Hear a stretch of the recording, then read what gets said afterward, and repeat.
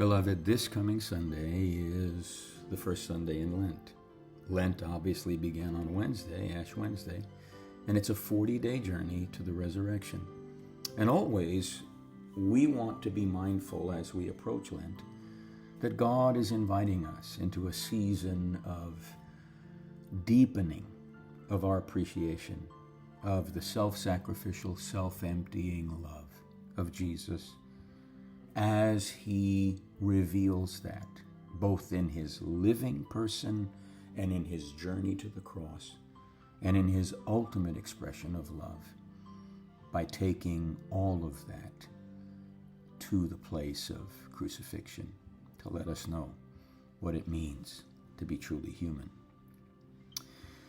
And I'm aware that last Sunday that I was talking about silence and beholding based on Elisha saying to the sons of the prophets, yes, I know, practice watchful silence. This has been something that's deeply ingrained in me. And I've come to appreciate various voices in the kingdom of God, both living and who are gone on to their reward, who talk about this from a contemplative perspective. One of those voices is living, a major female Anglican scholar who has chosen to live a contemplative life. Her books are written under her pen name, Maggie Ross. Her real name is Martha Reeves. I have all her books in my library. I'm deeply impacted by her wisdom. But she talks a lot about silence and beholding, and so I want to introduce you to that as we begin to move forward in the Lenten season.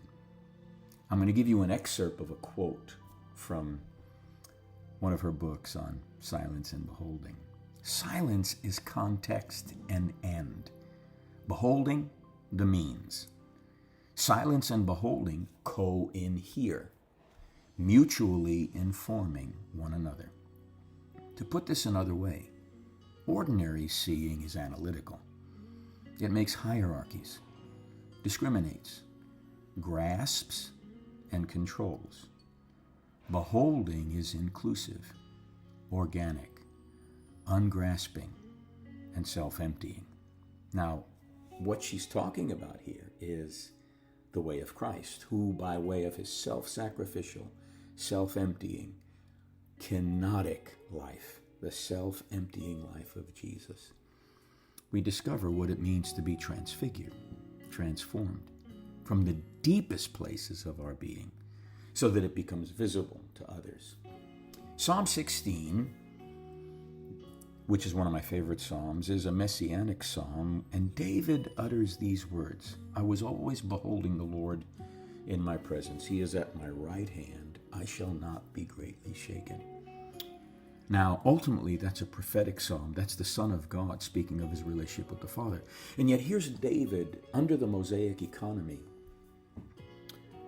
grasping in some way to express a practice he has developed, a quality of attention whereby he seeks in his inner being to behold the presence of God, however be it imperfectly, knowing that God is at his right hand and he will not be greatly shaken. Now, ultimately, that cannot be perfectly realized until the incarnate Son embodies that as Mary's boy.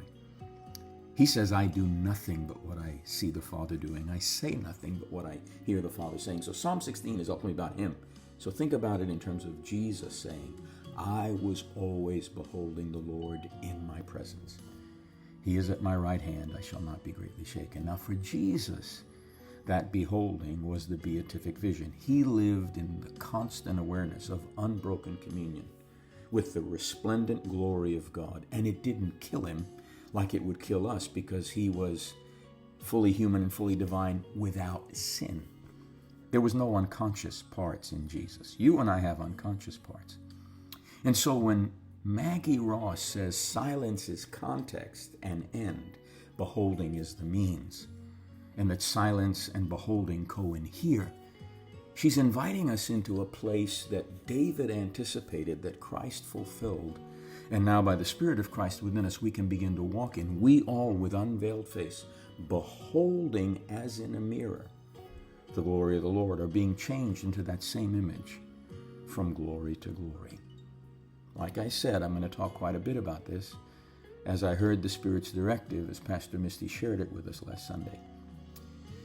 And so when we think about this kind of quality of attention that requires beholding and silence, that beholding is the means to a kind of silence that is actually thunderous.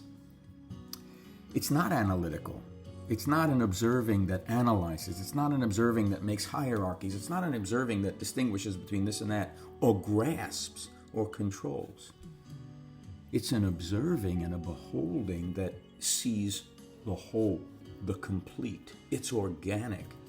It doesn't grasp for anything, and it's rooted in self-emptying, self-sacrificial love. That requires that the doors of our perception be continually cleansed by the sanctifying work of the Spirit. That kind of beholding is what we want to begin to move towards as a quality of attention that is part of watchful silence in this season. Take to heart what I'm sharing, and let's go on this journey toward resurrection with a fresh appreciation for what it might mean to hold in creative tension, beholding and watchful silence. And let's allow God to enlarge us, expand us, and enrich us in this Lenten journey. I love you. We'll see you Sunday.